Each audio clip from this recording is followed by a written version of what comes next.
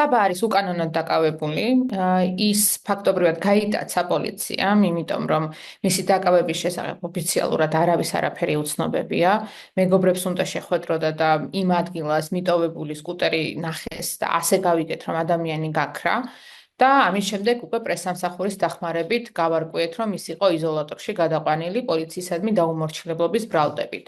საბა არის უკანონო პატიმარი და დაკავებული იმიტომ, რომ ის რეალურად დაემორჩილა პოლიციის მოთხოვნას, გაეხსნა ჩანთა, მან პირადობაც მისცა იმის უფლება, რომ დაეთვალიერებინათ მისი ჩანთა, მაგრამ მიუხედავად ამისა, მათ მაინც დააკავეს ის.